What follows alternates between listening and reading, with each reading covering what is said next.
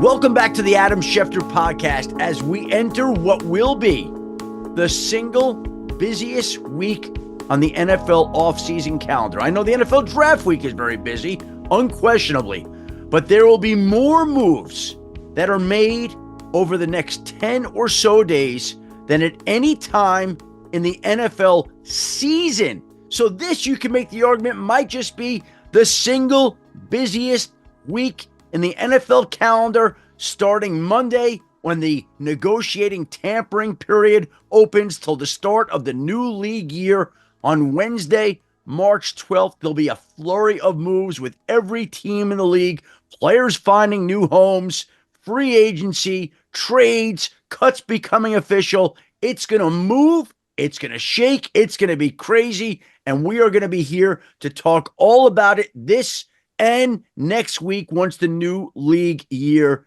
hits. And to further discuss that, we now turn to the co-host of the Pat McAfee Show, my friend, my colleague, my work partner here on this podcast, Ty Schmit, and the co-host of the weekly Six Pack. Great to see you, Schefty. You mentioned it. Listen, the combine's awesome. Love seeing all the college prospects, but this is where you really start to get excited about the next NFL season, especially if you're a fan of a team who didn't win a Super Bowl. You can get everybody that's available. Let's hop right into topic number one of this week's Six Pack. I just mentioned it. We talked about it ad nauseum for weeks leading up. Schefty, Stafford was the first domino to fall for the quarterback market. Whatever happened with him was going to kind of dictate everything else that happened. With him going back to the Rams, where are we currently at with the quarterback carousel? Well, that was the big domino. And the flag bearer now, the ring bearer now, is Sam Darnold next. So when Matthew Stafford opted to go back to the Rams, that had so many ripple effects. For starters, the Rams are not in the quarterback market. They have their guy. Matthew Stafford is staying put. But I want to say that people wondered whether the Raiders were being used, the Giants were being used. Those teams were actually in it. There were points during these discussions / negotiations where I thought, you know what? Matthew Stafford has a real chance to wind up as a New York Giant here. There was a time last week when I thought Matthew Stafford has a real chance to wind up as a Las Vegas Raider here. Las Vegas had a lot of elements that made it attractive. It offered more money than the Rams are offering. It's 40 minutes private flight from Las Vegas to LA. You get to work with Tom Brady and his trainer, Alex Guerrero, who helped extend Tom Brady's career and might have been able to do the very same thing for Matthew Stafford. No tax state, so your money's not taxed. There were a lot of elements about the Raiders that made it appealing to Matthew Stafford and made him think long and hard. And I know everybody in the end said, of course, he wound up back with the Rams. I knew he was going to wind up back with the Rams. I'm going to tell you right now, there were moments when it seemed like Matthew Stafford was not going to wind up back with the Rams, when it seemed like he was going to be traded.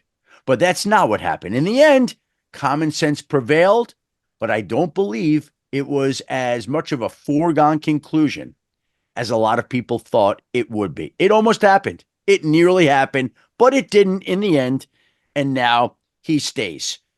So now we have all the ripple effects. Now we go on to the next quarterback, the ring bearer of the quarterback carousel, Sam Darnold. Now, as we tape this Tuesday morning early, 8:30 or so a.m., the Vikings are not expected to tag Sam Darnold. And it would not be surprising if the two sides figured out some type of short-term contract that enabled the Vikings to get Sam Darnold, that enabled him to get paid, that enabled them to run it back in the event that J.J. McCarthy is not fully ready this season from his knee injury, or struggles in the preseason, or experiences whatever type of setback there is. So, to me, Sam Darnold to Minnesota makes sense, but now that he's not going to be tagged, other teams are going to have their say. So we'll see if there's a team out there, like the New York Giants, that makes a compelling enough offer to pry loose Sam Darnold. My guess as we tape this is no.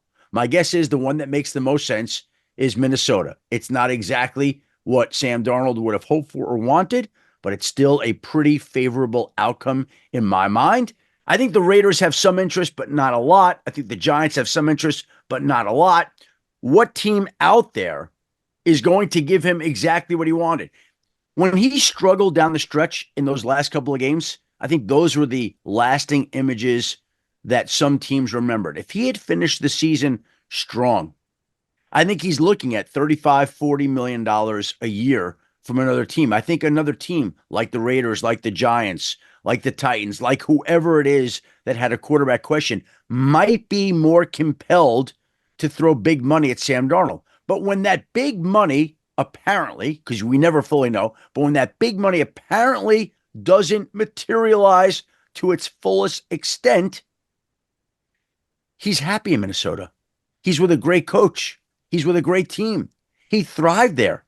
So the worst case scenario is you go back to Minnesota, you go back on a short deal, you make good money this year, not as good as you would have hoped, but decent money. And then you parlay that and basically put off free agency for a year and try to test the market again next year. It didn't go the end of the season the way he would have wanted. So now you run it back, and who knows? Maybe he finishes strong next year, and maybe he enters the market even more desired than he was this year. Or maybe J.J. McCarthy beats him out, and J.J. McCarthy becomes the quarterback, but people know the kind of quarterback Sam Darnold is, and he becomes a free agent, and they want him next year. Or maybe there's a team out there that suffers a quarterback injury in the summer, and they say, you know what? Let's go trade for Sam Darnold, and he's got a chance to shine there. By getting a short-term deal done with Minnesota, you almost reset the market with the same coaches, wide receivers, and supporting cast, and give yourself another chance, being that the market wasn't quite as strong as a lot of people believe. So that's Sam Darnold. We'll get to Aaron Rodgers next, but to me, there are other teams that have quarterback needs. The Colts need somebody to compete with Anthony Richardson. I could see Daniel Jones being the guy there. I could just totally see that.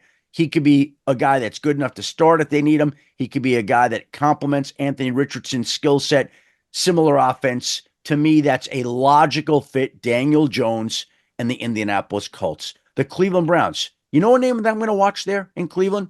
No one's thought about this before. Who's that? How about Joe Flacco, who's already led the Cleveland Browns to the playoffs 2 years ago? And there were people in the organization that wanted to keep him. He wanted to play. They let him go because there was some division there. He went to Indianapolis, went fine. But Joe Flacco back to Cleveland could be the perfect bridge quarterback for when Cleveland drafts a quarterback. I expect to be high. So you have Flacco as the potential starter or the rookie if he's ready. Flacco's a great guy to have in the locker room. I think Joe Flacco could be in play in Cleveland. So if we give Daniel Jones to Indianapolis and Joe Flacco to the Cleveland Browns and Sam Darnold back to the Minnesota Vikings, Tennessee Titans have the option of drafting one. The Giants have the option of drafting one. The Browns, we think, are going to be in the market to draft one. There's really only two quarterbacks that are going to go high, so all three of those teams are not going to get one. But you begin to get an idea of how these quarterbacks are going to shake out here in the coming weeks. Meanwhile, the Atlanta Falcons continue to insist that they're going to sit on Kirk Cousins. They're not letting him go anywhere. We'll see if they continue to uphold that stance in the days and weeks to come. Kirk Cousins, obviously, I'm sure doesn't want to be there. He wants the chance to play. But by the time Atlanta moves off him, if it even moves off him, these musical chairs might be filled up with other players. And that's why I'm sure Kirk Cousins would rather be let go sooner rather than later. But because of the money that they paid him a year ago in free agency, he may not get that wish. Yeah, all that certainly makes sense. So when we take all of that and put it together, Sheffy, let's move on to topic number 2. You just mentioned it. What does that mean for Aaron Rodgers? What does his future look like at this point?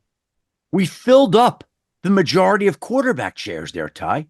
There aren't a lot of options out there for Aaron Rodgers. The perfect one would have been in LA if Matthew Stafford agreed to a trade with the Raiders or the Giants. That would have been the best scenario of all. Aaron Rodgers could have gone to LA. He has a house in Malibu. There's a coach in Sean McVay that he respects and admires, could have fit right in, helped keep the Rams competitive. That would have been great. as soon as Matthew Stafford agrees to a restructured deal with the Rams, the person that loses there in my mind is Aaron Rodgers because it takes away his best option. So you tell me, we went over all these teams and all these quarterback questions. What are the other options that are viable for him?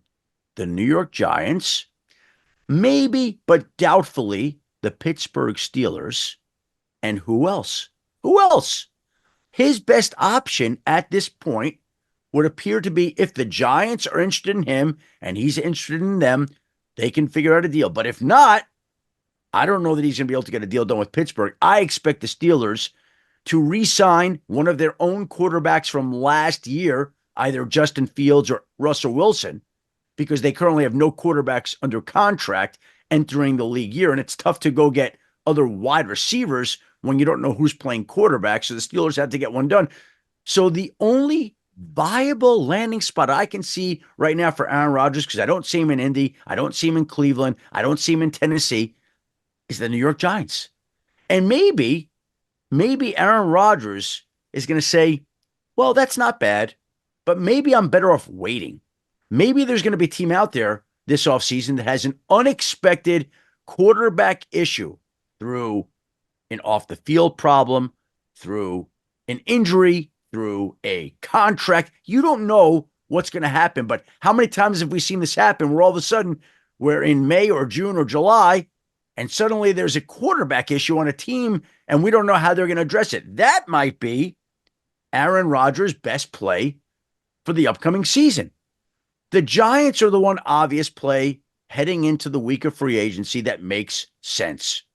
Beyond that, there don't appear to be, and I use the word appear because at this time of the year, you never know. Things are fluid. There are no absolutes and things can change quickly, but there don't appear to be a whole lot of other obvious landing spots for Aaron Rodgers. The most obvious one went away last week with Matthew Stafford agreeing to the rework deal. And now there just don't appear to be a lot of other landing spots. So maybe the play here is just to wait it out. I think you're right. Waiting game makes the most sense because now listen, Rodgers is obviously supremely confident. He believes in his skills. He's going to be a first ballot Hall of Fame quarterback. He's a Mount Rushmore quarterback. But at his age, I just don't know if him going into New York, I don't know if that's how you want to end your career. You know, you're kind of doing one last ride here, and they're incredibly young. They still have holes everywhere on that roster. And in that division, you have two teams who, you know, are arguably Super Bowl. You got one team who won the Super Bowl and another team who was kind of the darling of the NFL last year.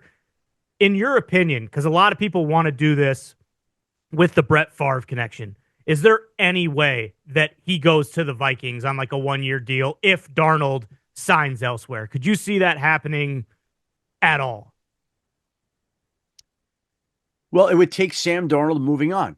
And again, give me the spot that's going to pay Sam Darnold enough money to pry him loose from Minnesota. If that happens, and if the Vikings then lose Daniel Jones to a team like the Colts, if they lose Darnold, if they lose Jones, yes, I think they'd have to talk about a guy like Aaron Rodgers at that point. I think they would have to. And that's what we're talking about, right? These unexpected scenarios that we don't see today, Tuesday morning, March 4th at 8:30 a.m.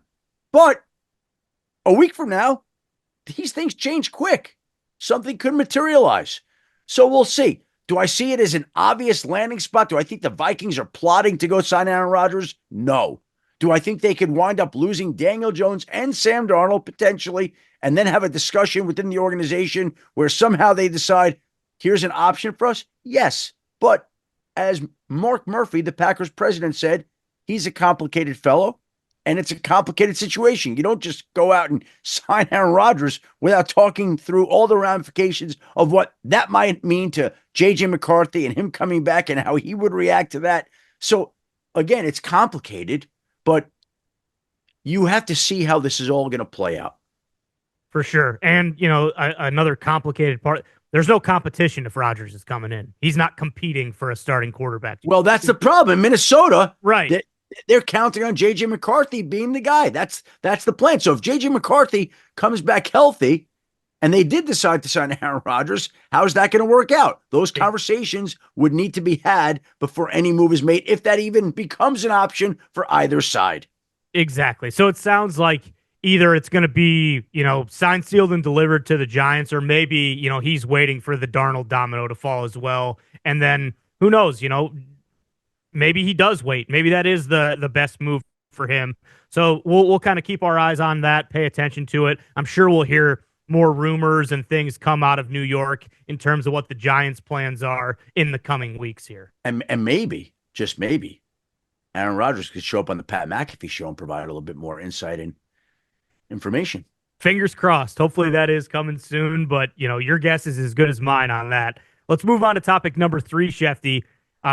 Combine wrapped up here. Always interesting with the quarterbacks. Only 2 guys ran the 40. I feel like a lot of guys could have maybe improved their draft stock had they run the 40. And then obviously it's one of those things where the top 2 quarterbacks don't throw. Some of the other guys who do throw get killed for doing it. So it's like, in the future, are more guys going to elect not to throw? Kind of a crapshoot either way, because it seems like, and we've talked about this, the most important stuff coming out of the combine, I feel like a lot of times, especially with quarterbacks, is stuff we're not privy to. It's, the conversations they're having with general managers and head coaches. But how do you see the top QBs going in this draft after the combine? Well, I did hear a lot of strong feelings about Cam Ward in Indianapolis. And I'm not going to be surprised in the end if he turns out to be the top quarterback selected. And I wouldn't be surprised if he's the number 1 overall pick. And I won't be surprised if there's a team like the Browns or the Giants or Raiders that moves up to number 1 to get him. But that, of course, is if Tennessee is even willing to trade that pick, which the Titans are not ready to make that decision known yet. Look, the Giants front office and coaching staff is intact from last year. The Browns front office and coaching staff is intact from last year. The Titans really restructured their front office and hired a new general manager in Mike Borgonzi, and they came in behind the 8 ball on some of these evaluations of top players, especially the quarterbacks. So they're playing some catch up here in trying to sync up their front office and get everybody's feelings and thoughts and trying to decipher if either one of these quarterbacks, Cam Ward or Shedeur Sanders, is worth the number 1 pick. And they've already been approached about trading the number 1 pick away. They're not ready to make that decision yet. They have to go through the interviews that are going to be occurring at the Titans training facility over the course of the next week when they meet with each of the top 4 prospects in this draft. Cam Ward, Shedeur Sanders, Abdul Carter, and Travis Hunter. All 4 will come to Tennessee. All 4 will meet with Titans officials, and the Titans will get a feel for which one they have a certain affection for. Brian Callahan has talked about the fact that when he was with the Bengals as their offensive coordinator and he met Joe Burrow, he knew the moment he met him, he could just feel that that guy should be the number 1 overall pick. And so they're waiting to feel something. They want to do more evaluations. They want to meet with all the players. They want to go to their pro days. They want to spend as much time as possible before they make a decision about whether or not they're willing to commit the number 1 overall pick to a quarterback. And if they do, I think Cam Ward would be in play for the number 1 pick. But if they decide that they're better off with Abdul Carter or Travis Hunter, I would think that they're going to have the opportunity to trade the first pick to the Cleveland Browns or the New York Giants or the Las Vegas Raiders or another team that's trying to come up. But the Titans are not there yet. Where we're at is that we can say right now, it seems like Cam Ward has an edge over Shedeur Sanders going into this evaluation process. We'll see how the process plays itself out in the coming weeks. I still think both quarterbacks are going to be top picks. I still think the Cleveland Browns are determined to pick a quarterback 2nd overall if they don't move up to number 1. So I still think that because of supply and demand, because of the talents of these young players, I still think both these quarterbacks are going to go extremely high and probably be off the board within the first 5 picks. That's how I feel today going into the process, and we'll see how these next weeks affect that. Do you think how much stock do you put into their pro days? Because neither one of them threw at the combine, and it is largely choreographed and orchestrated, and the design is that these guys look unbelievable on their Yeah. pro days, obviously. But do you see there being any kind of major shuffling there post both of their pro days? Well, I think that both of them want to show something. Both are looking to continue to impress and climb up boards. Again, I think Cam Ward is going to be an extraordinarily high pick, potentially the number one pick here. I think Shedeur Sanders is going to be a very high pick here. I still think it's possible, despite what other people say, despite any questions that have come up. I still think it's possible that Cam Ward goes number one and Shedeur Sanders goes number two because of supply and demand, because of the position, because of their talents, because of all the factors. I know Abdul Carter is a great player. I know Travis Hunter is a great player. I know those are generational talents. In the end, quarterbacks usually seem to rise up. And it doesn't mean they will this year because some people have said this quarterback draft class is not as strong as others. But I think that we've seen through time, if we trust history and we trust history repeating itself, the chances are that both these quarterbacks are going to go high and potentially could go 1 and 2. All right, so something to keep an eye on there. And we have, a month plus, so we have all the time for the other teams to kind of play dirty pool and leak negative stories about both these guys in hopes that they'll maybe slide down a little bit like we've seen in years past. So, but that is a good little nugget there because I had kind of, just assumed at this point, hey, these guys aren't going to go 1-2. Every mock you look at, it's Shador's slipping down to 6 or maybe later. But like you said, if you need a quarterback, chances are as the draft gets a little bit closer and you've lost out on the musical chairs of the other free agent, available options, there's a good chance you're going to panic a little bit and maybe be more willing to move up. Ty, they could slip. We don't have the absolute answers. I'm just telling you, based on history, that would tell me there's a real possibility we're going to see quarterbacks 1 and 2. By the way, the Titans could trade out. Well, see, even if the Titans trade out, they're trading out to a team that's coming up for a quarterback. Exactly. And if it's not Cleveland, then Cleveland wants the quarterback, and there's the 1-2 quarterbacks right there for you. Yep. So it does. It almost, if we get a trade there, it seems like it does kind of set up for that. So that'll be something we keep a close eye on over the next month and a half or so. Let's move on to topic number 4, Shefty. Kind of the first big, I guess it's not a free agent, move, it's a trade, but the first big superstar gets moved in this cycle. The 49ers trade Deebo Samuel to Washington. He requested this at his, end of season meeting. So it's not like this was kind of a shock or anything like that. But in your opinion, what does San Francisco's future look like? We just heard John Lynch say at the Combine, listen, we got to get younger. They're probably going to pay Brock Purdy. So obviously you assume that has something to do with it. But what does their future look like in your opinion? Well, first and foremost, I think the 49ers have either 11 or 12 draft picks. And they're going to have to hit on some of these picks and have these guys come in on rookie contracts for the financial relief, not to mention the talent boost that they provide. Because the 49ers are going to have to make a number here this offseason. They're going to lose talent in free agency. Talanoa Hufanga is going to be gone. Dre Greenlaw, I think, is going to be gone. They're going to lose a lot of talent in free agency. They're going to have to make cuts here to get under the salary cap in the coming week. You mentioned the Brock Purdy contract. That's going to take a while, I believe, to get done. It's not a simple solution. And I think people forget the fact that if they can't get a deal done, the Niners simply could have him play this year for $5.1 million, tag him again next year for 41, and tag him the year after for 51. So that would be essentially $97 million over the next 3 years, which is great, but by quarterback standards, it's not great. And so Brock Purdy probably, or at least his agent probably, would be disappointed to have to play for $97 million over the next 3 years, but the Niners have his rights. So they're going to try to get done a deal, but the deal is not going to be where Brock Purdy's a free agent and he's on the open market, because he's not. So this, again, is a complicated, nuanced deal to get done. And it's going to take some time, I believe, for both sides to work through to see if they can get a deal done this offseason, which isn't a lock. But the Niners want to keep him. They want to pay him, but they're limited in what they actually can do because they're so financially committed because they pushed off their debts from other years to right now. And so this team, this roster is going to take some hits and everybody's going to feel it. And they've already traded Deebo Samuel to the Commanders for a 5th-round pick. And I know people see a 5th-round pick and they're like, how'd they only get a 5th-round pick? Well, Deebo Samuel had a $17.5 million salary. Not everybody was willing to pay that. If nobody was willing to pay that, the Niners would have had to cut him and they wouldn't have gotten anything in return.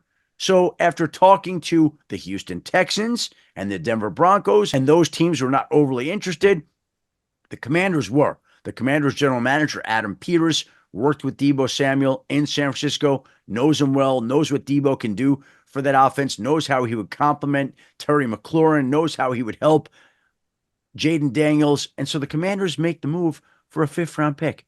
Really not much compensation in return to help upgrade the Commanders roster. But I think this is the start of what's going to be a busy offseason in San Francisco, with San Francisco shedding salary and trying to rein in some of the costs that they've built up from other years. This was the first move. It won't be the last move.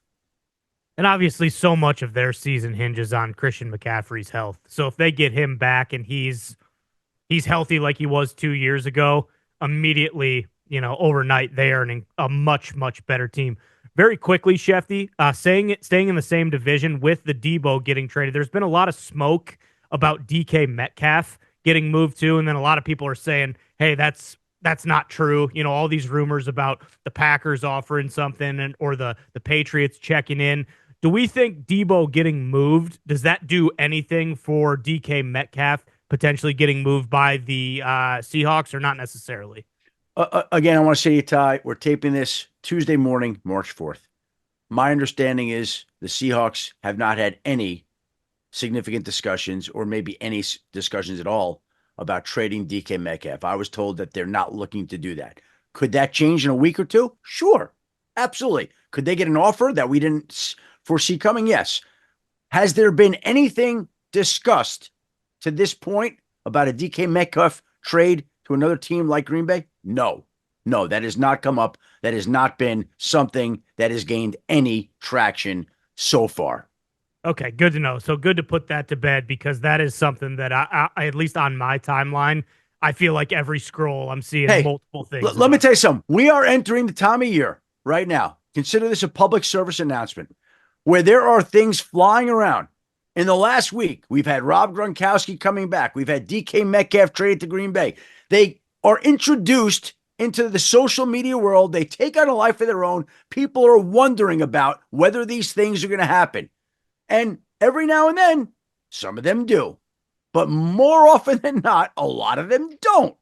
And so my job isn't to refute other reports. I report what I report. That's the way I like to do it. I don't like to address other people's reporting unless it's accurate, unless it's happening. Otherwise, we're not going to do that. But we're in the time of the year where aggregators like to aggregate and people like to get clicks, right? Yep. So if you just say DK Metcalf to the Packers or Rob Gronkowski to the Broncos, you're going to get some clicks. It may not be right, but you'll get clicks.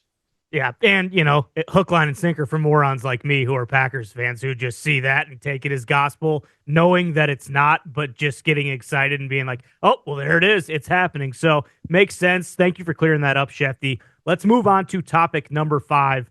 We've talked a lot about Myles Garrett over the last several weeks. He recently said, hey, listen, I'm not negotiating a new extension. I do not want to be in Cleveland.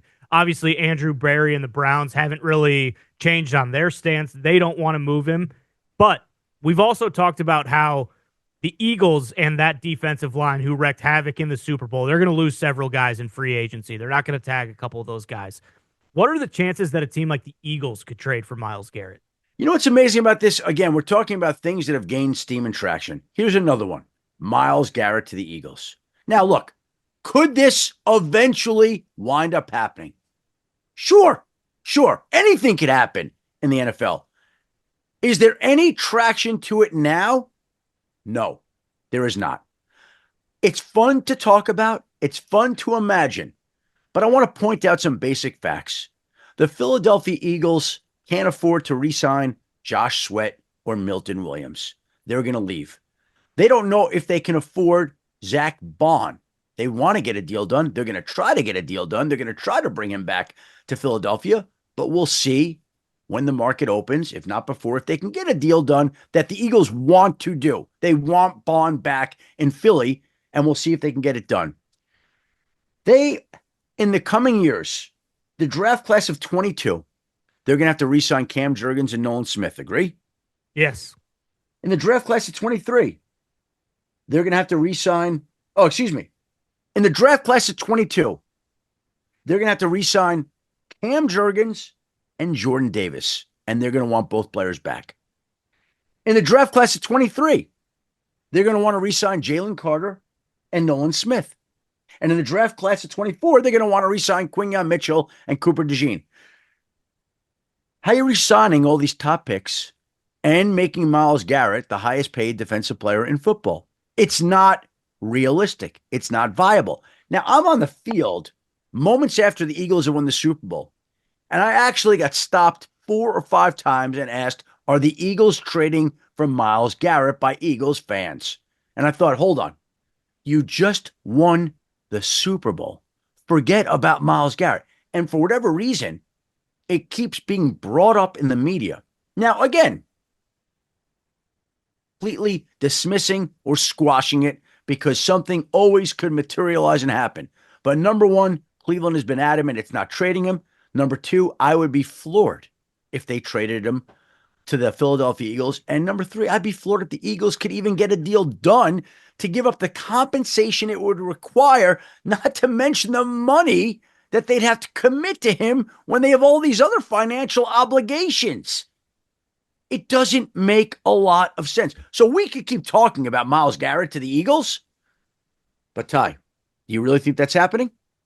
No, I mean, that this is the first I've heard of it. I mean, I guess that would be wishful thinking, but it seems like not only would that be a bunch of draft compensation, they'd have to give up a premium player or two as well, wouldn't they? I mean, I feel like that's where you would start if you're the Browns. Yeah, and again, I go back to the phrase that Sean McVay used this week that I love because it's so true. There are no absolutes, and things change. But as we tape this today, there has been no evidence and no reason to think that the Philadelphia Eagles are trading for Myles Garrett. Pat's right here. We had a surprise appearance here on the podcast. Hey, it's an honor to be here on the Adam Schefter podcast. Holy, my first time. Holy hell, what an honor, especially coming after Combine. Yeah, Pat, you excited for the next week? Oh, yeah, can't wait. Can't wait. I'm so pumped. I hope the Colts get rid of every player. All right, I'll see you. Let's move on to the sixth and final topic of this week's six-pack. What will the free agency week be like for you? Oh, my God. This week always is, it's like hell week that you go through in a fraternity. I go up to Bristol Sunday. I spend my next 4 or 5 days living in a hotel there. And literally, I go from the hotel to the ESPN campus, to the hotel, to the ESPN campus, hotel, to the ESPN campus, back and forth. And we don't sleep a lot during the year, but this is the week that you get less sleep than any other week. It's really, hell week is the best way of describing it. If you were in a fraternity in college, you had to go through that 1 week where you didn't get to sleep much, you were deprived of food, you're constantly on the clock, you're being asked to do things that you might not have imagined. Anything could happen at any time. This is the professional version of Hell Week. And there's going to be, I said to you at the beginning of the podcast, it's the busiest week of the offseason. It's the busiest week of the year. It really is. When you think about it, there are never this many moves made with all these teams in such a short, concentrated period. We'll get a couple of hundred transactions Monday, Tuesday, Wednesday. And teams will have their boards reset. Their hopes will be boosted and elevated. We'll get trades. You don't know whether there's going to be something that happens at 8 in the morning or 8 at night, 11 in the morning or 11 at night. The activity goes on around the clock. Everybody's scrambling. It's peak season in the off season. Is it more legwork? activity? Is it more legwork for you? Like, do you have to chase this stuff down more so than you have people coming to you saying, "Hey, keep an eye out for this"? Like, do you have to dig a lot more this week than you will any other time of the year? Well, like let's be honest, right? So I got a list here, right? Pages of pages, Mm-hmm. right? And on the first page is Aaron Rodgers and Sam Darnold and Justin Fields. And I care more about that if we go to a back page than I do, with all due respect, Ben Cleveland, the guard, Sure. or or or Chauncey Golston, the defensive end, right? So like there's just layers of people, but it's just all these players that you got to just check on. And there are a lot of guys out there, some with bigger names than others, right? Javon Holland, Milton Williams, Stephon Diggs, Keenan Allen, Chris Godwin, Amari Cooper, Najee Harris, Nick Chubb, J.K. Dobbins, Aaron Jones, Chase Young. Like every one of these is interesting in its own way. Yeah. A lot more interesting than if we go to the last page and look at, I don't know,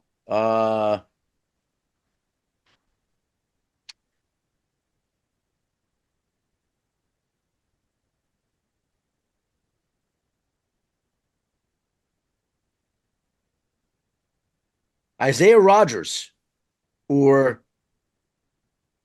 Jordan Lewis or Eric Wilson. Right? Like, but there are a ton of guys whose future's at stake. And this is a big time for everybody. And it's an important time, and everybody's worked to put themselves in this spot, in this position, and you want to see everybody do well. And so we'll see how these coming days and weeks shake out. But look, ESPN does a bunch of programming, and we continue to move it up and expand it. I think Monday we're on at noon when the negotiating period opened. I don't think that's ever happened before. ESPN's never done it at noon. So we'll start it Monday, and it'll keep going till the majority of these signings are done. But I always love getting done with this because once you're done with free agency, then it's like on to the draft. I know Mm-hmm. people have been living in the draft world. Mel Kiper, Field Yates, Jordan Reed, Matt Miller. I know they're living in that world year round. But for me, I don't fully immerse myself in the draft until we get through a bulk of free agency, if that makes any sense. Yeah, for sure. Because you can't. You can't. I mean, how many guys are draft eligible? Who could potentially be that many picks? I think your head would explode if you tried to dive into all of those guys and stay on top of everyone who's going to be changing places and getting signed elsewhere, getting traded elsewhere. Like it makes sense. Yeah, you see these circles under my eyes right here, Ty. I don't know if you can see them. They're going to be infinitely larger, wider, and deeper at this time next week. I can guarantee you that. That I do know. So we'll see how that goes. And I will say this also as we wrap up this podcast. I made a bold decision this past week. I had been on an iPhone 13. Now, I don't even know how old that model is. It's a 13, so it's old. So I had asked somebody at ESPN to get me a new phone. There's a guy there, a great guy, Colin Albrecht. He's tremendous. Anytime I'm having a tech issue with a phone or my laptop, I go to him, and he is incredibly responsive and incredibly intelligent and so much smarter than I can be. I went to Colin. I said, "Hey, Colin, I need my phone. My 13 is really acting. I haven't had a new phone in many years. We got free agency next week. Like texts are not working, emails glitchy. Like the phone is just, it's kind of shot. The emails had stopped coming in the last 2 or 3 days. Now, I think there was some sort of Microsoft outage, but when we got the new phone up and running, all of a sudden I had 500 emails pop in, a few emails from the last few days. I found a email from one of my buddies asking for a donation for his bicycle ride this week that came in a month ago that I never saw until the emails populated on Monday when I got this flurry of hundreds of emails that came. I don't know where these emails were, but they weren't coming into my old 13 iPhone. So they sent me a new phone last week, and I opened it up, and it was a 15. And my wife and my son right away were like, "Why is it a 15? Why are you not getting the new model?" I'm like, this is what ESPN sends me. I don't ask. So I called up. I'm like, "Is there any way to get the newest model?" "No, this is what they do." Okay. So I went out to purchase the new 16 this weekend. And as you know, it's a process to transition to a new phone. I was weighing, do I wait to do this until after free agency or do I do it before free agency? And the 13 phone that I had was glitchy enough that I decided to do it now. So I went in, and of course, these things never go as smooth as they should. Ever. And I went to go buy the 16 out of pocket. And they said, do you want to trade in your old phone? Now, my first thought was, you know what? Before I traded my old phone, maybe I could give it to Woj to auction off for more NIL money for Michigan or St. Bonaventure. But ultimately, I said, you know what? They said, they said, the Apple store, we'll give you $300 for your phone. I'm like, okay, you know what? Just apply it to the money that I'm putting down out of pocket. They went to go do it, and boom, it got halted. It got flagged. I guess the company owns the phone, and they wouldn't sign off on it. I'm like, okay, just let me pay for the damn phone, and let's get the process going. We got free agency starting. We're not wasting any more time here. So I bought the iPhone, spent all of Monday trying to get it up and running. We now have the 16. We are blessed.